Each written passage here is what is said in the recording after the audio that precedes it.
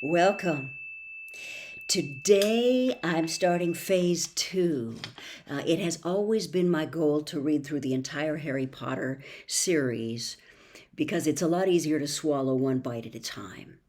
The reason those of my generation who had children the perfect age to grow up with the books, the reason that we feel it so deeply is because it unfolded in real time. Actually, a little slower than real time. We watched this boy grow up before our eyes, and his story became our own story. We were able to learn his story when we were him. And it was written specifically to train the hearts of the children up into the strength that they need to be in this world. So I've been following an action plan with the books that I read, providing what I understand is needed. And we're finally at the place where I get to go ahead with Harry Potter.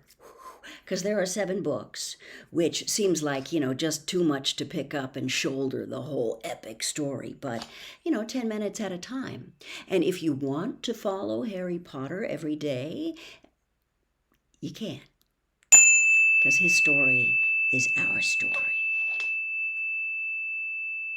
Chapter 1. The worst birthday. Not for the first time. An argument had broken out over breakfast at number 4 Privet Drive.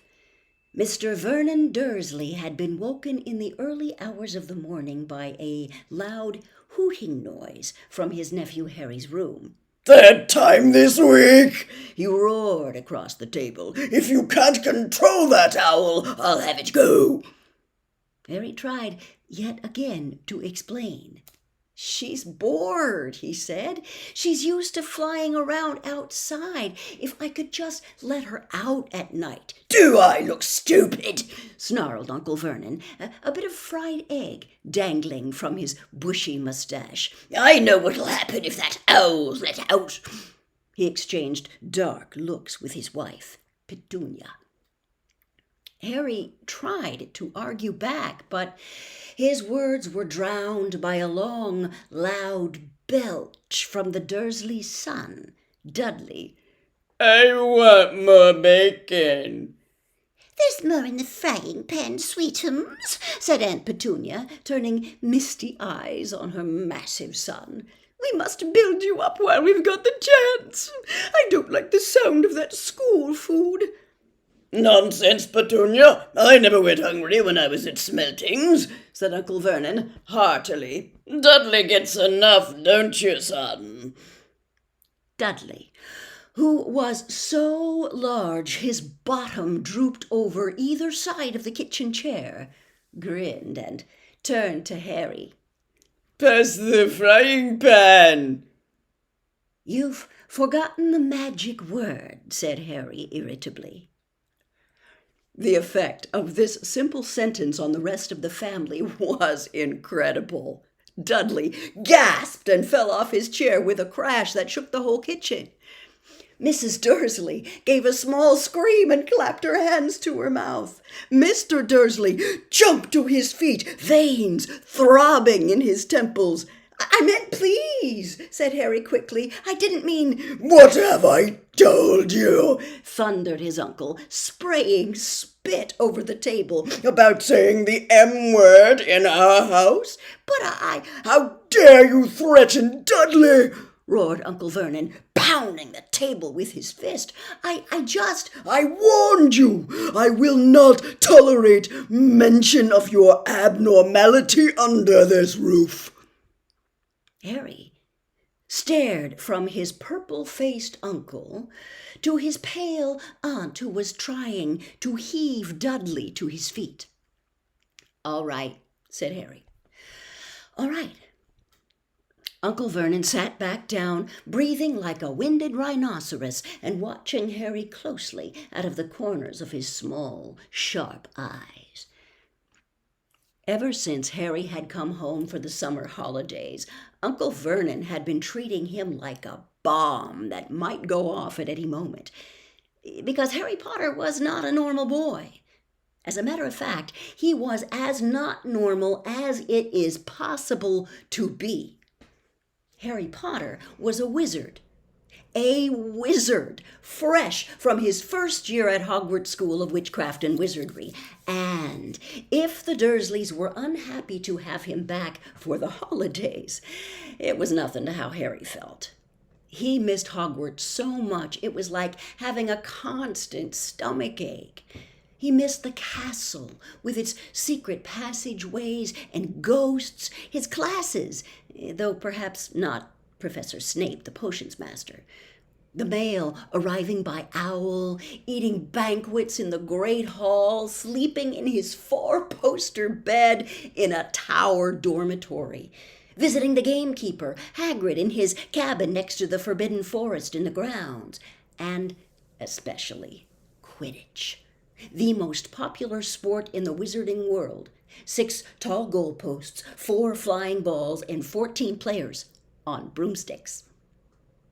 All Harry's spell books, his wand, robes, cauldron, and top-of-the-line Nimbus 2000 broomstick had been locked in the cupboard under the stairs by Uncle Vernon the instant Harry had come home. What did the Dursleys care if Harry lost his place on the house Quidditch team because he hadn't practiced all summer? What was it to the Dursleys if Harry went back to school without any of his homework done? The Dursleys were what wizards called muggles, with not a drop of magical blood in their veins. And as far as they were concerned, having a wizard in the family was a matter of deepest shame. Uncle Vernon had even padlocked Harry's owl Hedwig inside her cage to stop her from carrying messages to anyone in the wizarding world. Harry looked nothing like the rest of his family. Uncle Vernon was large and necklace, with an enormous black mustache. Aunt Petunia was horse-faced and bony. Dudley was blonde, pink, and porky. Harry, on the other hand, was small and skinny, with brilliant green eyes and jet-black hair that was always untidy. He wore round glasses, and on his forehead was a thin, lightning-shaped scar. It was this scar that made Harry so particularly unusual, even for a wizard. This scar was the only hint of Harry's very mysterious past, of the reason he had been left on the Dursleys' doorstep 11 years before.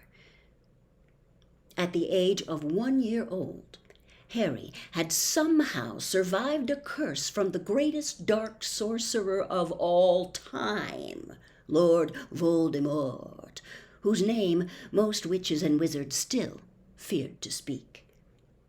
Harry's parents had died in Voldemort's attack, but Harry had escaped with his lightning scar, and somehow, nobody understood why, Voldemort's powers had been destroyed the instant he had failed to kill Harry. So Harry had been brought up by his dead mother's sister and her husband.